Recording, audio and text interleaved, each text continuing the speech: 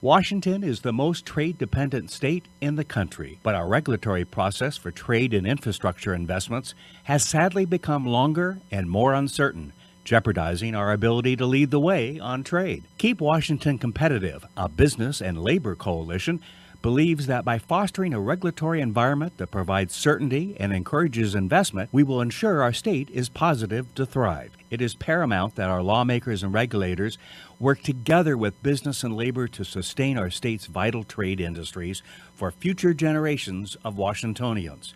Learn more at keepwashingtoncompetitive.com. Welcome to Startup Spokane, where hosts Steve Traben, Ryan Arnold, and Megan Garrett explore the excitement and momentum growing throughout Spokane's expanding startup community.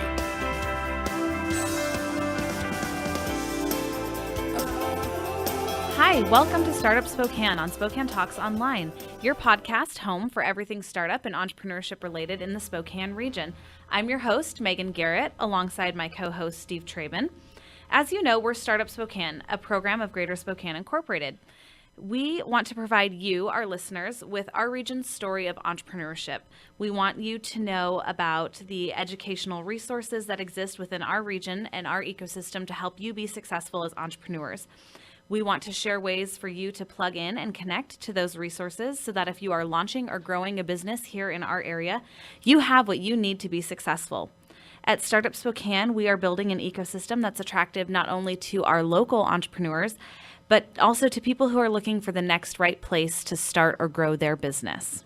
So today, we're continuing our podcast series on innovation. And our last podcast, we got a great introduction to innovation and what it is and what it involves. And today, we're launching into a discussion with McKenzie Murphy, who's the founder of Medapriori, to talk about innovation in a new market space. So McKenzie, welcome. And perhaps you can take a couple of minutes and introduce our listeners to you and your background and what you're doing. Sure. So I kind of got my start within medical health IT within when I was getting my graduate degree at Eastern Washington University. And that all started from transferring from Western when I got my accounting degree, wanted to play some additional football, played for the Eagles for 2 years, and then worked my way into computer science.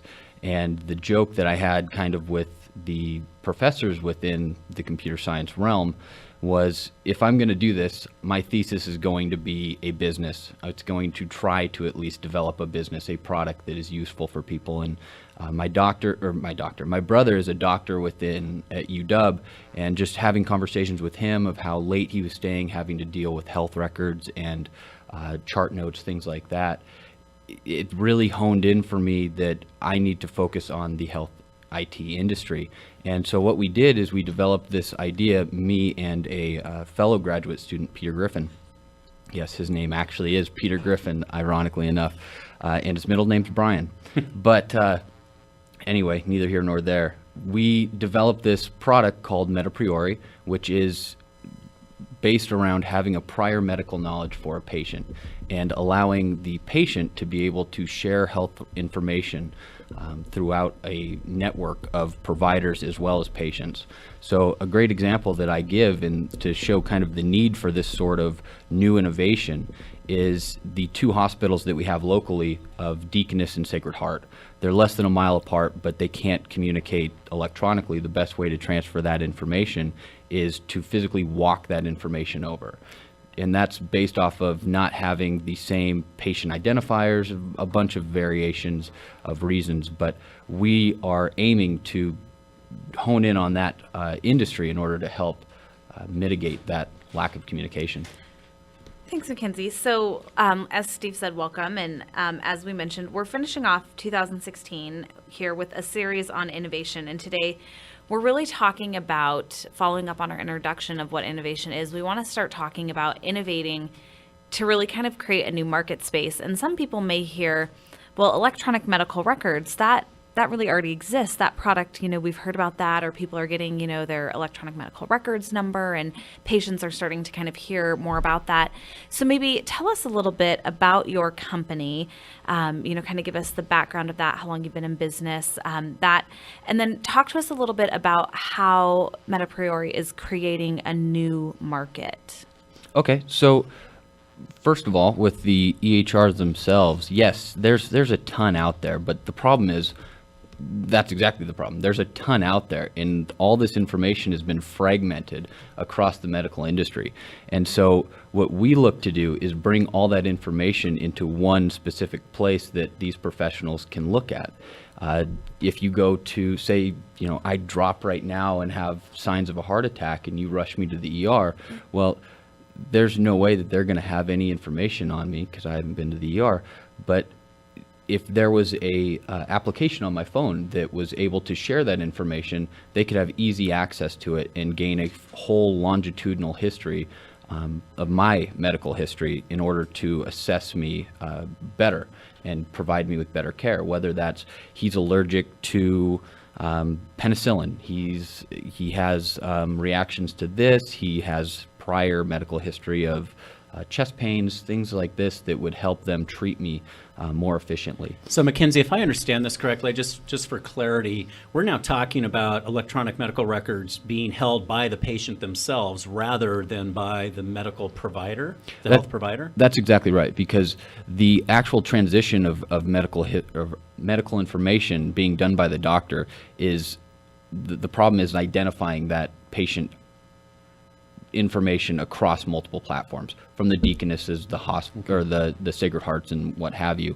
even in Seattle. So now, by allowing the patient to have that information and be able to request that information, have it at their fingertips, they're able to now identify that doctor rather than the doctor having to say, who are you and where is your information? Now the patient can say, here's my information. I'm going to allow this doctor to look at it. Simultaneously, they're also able to say, well, I don't want that doctor to see it anymore. So they cut that relationship with the doctor.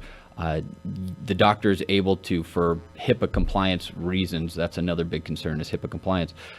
For those purposes, the doctor would still maintain the ability to see that static information of that patient from that time, but anything prospective, they wouldn't be able to see or update. So where are you in the business, with your business? I mean, are you at conceptual stage? Have you built an app? Are you testing it? Talk to us about where you are in the evolution of Medapriori. So we have built it. We kind of have we have an infrastructure database that is it's unique in its structure. It's kind of based more off of social media almost. I don't like to make that comparison too often, just because social media gets the thought of it's not secure. So ours is a more secure way of sharing information within a social media. It's more of a web rather than a table database, if that makes sense. So that's really what we're honing in on and what we have developed so far, as well as an interface for people to look at. The problem that we run into is, doctors work long hours. So to get their feedback is a little bit difficult to say, would you use this, and what kind of advice would you give us to move forward? And that was holding us back in the interface stage. So we were very naive early on in our ability to develop this efficiently or effectively for the doctor and the professionals themselves. And that's another disconnect that we find with the EMR companies, is they don't necessarily talk with the professionals. And that's really, with any sort of entrepreneur, you have to really look at your target market of, how are you going to use this? How can we develop this more effectively for you? Not necessarily, let me sit in a corner, program for a while, and here you go, this is what you get. So that's another challenge that we faced. And currently, we had a grant from HSSA to write a grant, and that was for the National Institute of Health that we wrote. We got some feedback from, and we're waiting to, while we've heard back and we were unsuccessful in this round, it's like getting into Harvard, right? It's a 3% chance of you being successful in your first round. So we'll resubmit and hopefully get that. This is specific for small businesses, and there's 3 different phases. The first one's $250,000, and then it goes to $1 million, and they help you to commercialize your product. So that was something that HSSA helped us with in order to develop. We'll resubmit that, but in the meantime, we've been developing our product further, within Discus Analytics, a subsidiary of Arthritis Northwest, and that's kind of where we're at currently. Wow, that's a lot of information in a short period of time. What I'm hearing, for 1 minute before we go to break, I just want to talk about your customers. You've got patients, you've got the healthcare providers, and you've got the electronic medical record organizations. So you're really dealing with 3 different entities, right? And in getting them to all buy, I mean, I'm assuming they have to buy into this. There's a couple different revenue models to go off of. The patient one, while the patients see the value, they don't want to pay for it. Obviously, right. I would be the same way. There's some products out there that are patient information driven, but they don't want to pay for it too much. The max you can probably get is $200 or something for a year. The clinics themselves, that's also or the providers, that's very limited in their ability because they're small clinics. So we have to be able to drop down our licensing costs and things like that. The third that you mentioned was the EMRs. The EMRs aren't big on us because we're kind of taking their information and consolidating it. So the one that we hone in on is the research aspects of things. It's a 4th revenue model, but we can get into that a little bit later. Excellent. Well, we are going to take a quick break. Lots to talk about with a very timely, very relevant topic.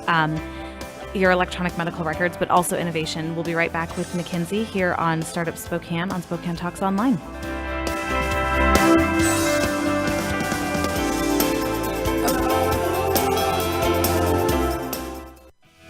In touch, online all the time. SpokaneTalksOnline.com. Last year alone, Avista customers saved over 53 million kilowatt hours of energy. How? By caulking their windows, programming their thermostats, replacing their incandescent light bulbs with LEDs. Simple things, really. But the energy they saved was enough to power more than 4,000 homes for an entire year. Way to save, everyone. Way to save. Find your way to save at avistautilities.com. A special thank you to our friends at Tom Sawyer Country Coffee, the official coffee supplier here at Spokane Talks Online. If you're like many shoppers, you love to find a deal online. Or you shop online because it's so convenient. And you probably know thieves love to go online too, to try to steal shoppers' credit card information. When you're shopping online, you can start protecting your credit card information by investigating the website you're shopping on. Make sure the online retailer lists a real phone number and a physical address. Read the site's privacy policy and search for reviews and ratings of the retailer. You can read more about safe shopping online at STCU's financial education blog. Go to stcumoney.org. Home. That word means so much more than its 4 letters suggest. R, that letter, stands alone. When you see someone wearing a blue block R, you're talking with a realtor. Your local neighborhood realtor can help you find your first home, your next home, or help you sell the one you have. Next time you think home, think realtor. The brand makes the difference. This message brought to you by the members of the Spokane Association of Realtors.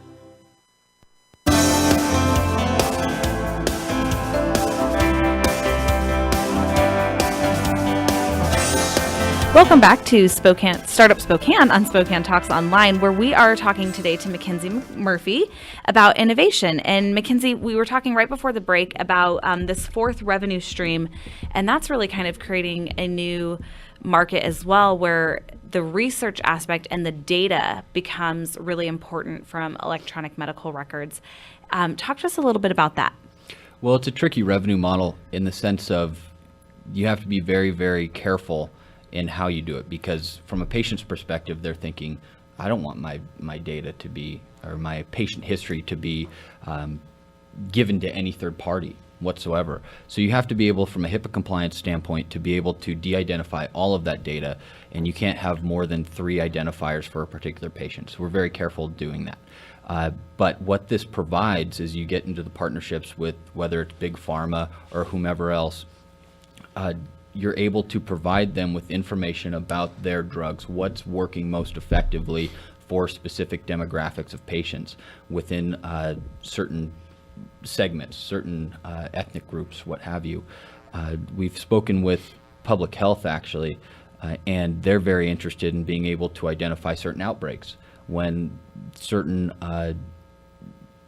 outbreaks of the flu happen, things like that, they can kind of really hone in on we're really expecting this, or we can identify certain regions that this is most prominent. Torney Smith is, I've spoken with him a few times, and his big thing is being able to identify, well, these people are, this specific segment within this area code are very, or zip code are very obese. Well, it's not because there's multiple fast food restaurants around, it's because there's no gym around them. Being able to identify those sorts of things with this ability to mine this longitudinal history of patient data. So that's really where the research element comes in, is what I'm hearing. I'm thinking about the monetization. Is this a for-profit, a non-profit? Are you funded? Are you looking to be funded by NIH? I mean, I'm really trying to understand kind of how your revenue model works. So the funding from NIH, that would be to kind of help get things off the ground. Whether that's a third party or NIH, we're not positive at this point, but we'll resubmit that grant and hopefully we'll get something. So that would be the first phase, like I said, is $250,000. The second is the $1 million, and that's for kind of a 2-year period to really get you towards commercialization. That fourth revenue stream that would be a for-profit, because the big pharma companies are very interested in being able to work their drugs, to buy the data. And they want to buy the data. The way that the healthcare system, the billing is now shifting, it's no longer a fee-for-service, it's a value-based. You have to be able to now prove, this is why I made this sort of... you have to prove it works. Exactly. Well, not only that for big pharma, but for doctors themselves, they have to be able to justify why they are making certain decisions or treating patients a certain way from an insurance standpoint. So they need this information in order to sort of back their decision making. Yeah. So let's talk a little bit about sort of your innovation process. And this can go back to really yours and Peter's thought process as you were coming up with the idea for the business, seeing that gap when you were talking to your brother and all those late hours he was spending, kind of dictating and going over chart notes, or even to, I'm sure, the incredible amount of innovation that is needed to deal with HIPAA compliance and to be able to mine that data but still be compliant with HIPAA. So talk a little bit about the innovation process and that culture of innovation you're building in the business as you're looking at creating these new markets for this data and this new type of electronic medical records communication. Little sleep. Which is really what it takes, just because the medical industry right now is changing so much and so quickly. The way that the payment models are changing, like I said, it's no longer fee for service, it's value based. So you got to be able to keep your eyes on how are they being reimbursed. And then you're thinking, okay, for the doctor, what they want to be able to do, and the reason that they go to medical school, practice medicine, is for the patients. They want to be able to treat the patients, but they're not able to do that because of these EMRs. And they're so fragmented, they're having to spend longer hours looking at a computer screen, and the whole time that they're looking at the computer screen, they're not paying attention to the patient, and they're distracted. So what we are trying to do is be able to limit that interaction with the computer and allow them to be more focused on the patient. And that goes into the billing aspects of us paying attention to the insurance by us being able to reimburse them in a more efficient way. They are able to no longer have to worry about that. They're now focused more on the patient, providing health care, and being able to make more accurate and more efficient decisions for that patient. So McKenzie, let's step up a little bit and talk about your business. It's just you and Peter, just the two of you with Medapriori, or is it larger than that? Where are you located? Give us a little bit of the nuts and bolts of It was just business. the two of us for a long time, and we were just working kind of bootstrapping it, and we had our day job, and we had, well, when we were in school, we were working on it. When we got out of school, we were working on it at night, and it's kind of blossomed into this. Now we have networked enough, whether it was dealing, John Copeland with Novodia was a big help. Tom Simpson helped us out to introduce us to John, Michael Ebinger within WSU, and numerous other people that we have networked with in order to get us to the point where we are now, where we're now working with Discus Analytics within Arthritis Northwest in order to develop this product a little bit further and see what we can do with it, because it's a definite need.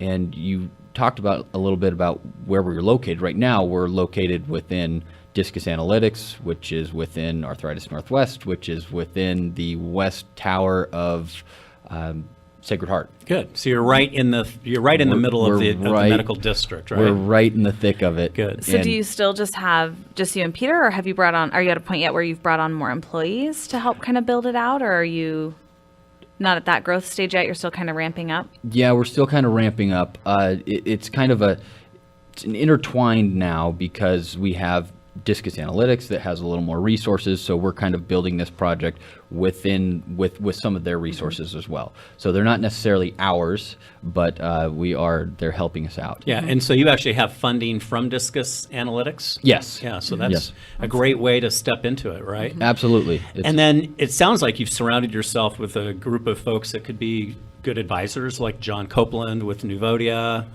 your brother who's a physician with the University of Washington, and others, it sounds like. So is that part of your success model? Without a doubt. The biggest thing, and we alluded a little bit to why Spokane. Yeah, and we want to talk a little bit about why Spokane for innovation. The reason for Spokane, especially with health IT, is they've always had this ability. If you're familiar with INHS, in the 80s, we were able to consolidate all this information from Deaconess as well as Sacred Heart. However, there was a disconnect once CMS came to town. Things kind of got dismantled, and this is mine and it's no longer yours. And so we have this mindset and this want, this need in order to share information that once was. And and by having such a diverse medical system of different hospitals in such close proximity, we're able to, it's a great ground in order to build this. Sure. Now, so INHS, you bring them up, and they're a fixture here when it comes to health IT and electronic medical records. Is there an opportunity to partner with them? I mean, they've got a pretty robust team of developers and business folks, so I just kind of wonder what the possibilities might look like there. Absolutely, and we've talked with them a little bit. Marcy Cheadle is a family friend that we've spoken with within INHS, and they're facing a similar problem. A lot of people are, how do we get the patient with this healthcare reform? How do we get the patient more involved in their health records? And that's a problem they're facing as well as us. They have a few more resources, so we just have to be able to do it quicker and better than they can. McKenzie, what are your top 2 or 3 challenges right now as you and Peter are trying to build Medapriori? Our top challenges are, well, 2 of them would probably be one, funding, because you're having to have people envision this of what you're building and kind of hold their hand through the process. And that's difficult to do when you're anticipating this reform within healthcare, but it's not necessarily hit yet. So you're saying, trust me, this is going to happen, but since they're not held to the fire immediately, it's hard to convince them of the need at this point. So that's a problem. The other problem is getting the feedback that you need from doctors. Right. Like you said, they're always involved in dictations. Right now within Arthritis Northwest, you have people there till 8 o'clock, so it's hard to get their feedback.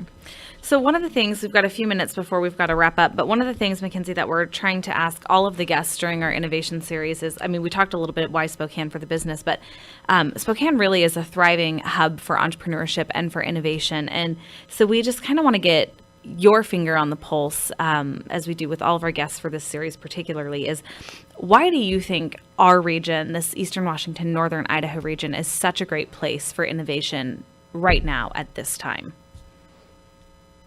the resources that we have, the ability to be able to say, and the network. It's a small community. Everyone says Spokane's such a small, big town. I guess small in the sense of wherever you're relative to where you're from, but everyone knows everybody. So we started in, with one person, and then that said, oh, well, why don't you go talk to these 4 other people? And then why don't you go talk to these 4 other people? So this network that can grow within the resources within Spokane is huge. The funding aspects of it can be a challenge, just because Spokane is renowned for they're a little tighter. They need a little more of a reason than Seattle. When it comes to the funding, they say go to Seattle and kind of hone in on there. But from a resource standpoint of being able to network within Spokane, it's a phenomenal spot. I think that's great, and it's really a testimony to what Startup Spokane is really trying to do, is be a convener, facilitator of those resources. And on funding, just to be clear, I mean, we have a Spokane Angel Alliance, we have 2 equity funds, we have access to venture capital. So funding, I think, is really available here. It's just depends on where the business is in their cycle, right? Because oftentimes investors, they're not going to invest in blue sky. They want to see tangible things, and it seems like you and Peter with Medapriori are just on the cusp of getting to a point where I think you've got a product and something that could be very well funded. I think that's exactly right. And especially I think the funding is developing, it's getting there. It's just when we've been going for 2 years. Yep. And so early on, it wasn't quite to where we were at, and we weren't to where they wanted us to be. And so McKenzie, you guys are going to get there. I can feel it. I can see it. You've got tremendous passion. I want to thank you, McKenzie Murphy from Medapriori, for joining us today on Startup Spokane Radio. And we hope that you'll join us over the next few weeks to listen in on the rest of our series on innovation. As always, keep an ear out for our podcasts and broadcasts. And thank you very much for listening to us on Startup Spokane on Spokane Talks Online. Startup Spokane is produced in Spokane, Washington by SpokaneTalksOnline.com, which is solely responsible for its content. Ask a question, recommend a guest, and hear this program again online anytime at SpokaneTalksOnline.com. We wish you a great and profitable day. If you need a sign, banner, or business cards for your business, who do you call? Hi, this is Kent Adams. And Tom MacArthur from Business Talks. Kent and I call Instant Sign Factory for our signs, banners, business cards, and more. Dave at Instant Sign Factory is our go-to guy for printing, and he always does excellent work for us. Check them out online. They've got an all-new website, InstantSignFactory.com. Tell them Kent and Tom from Business Talks sent you.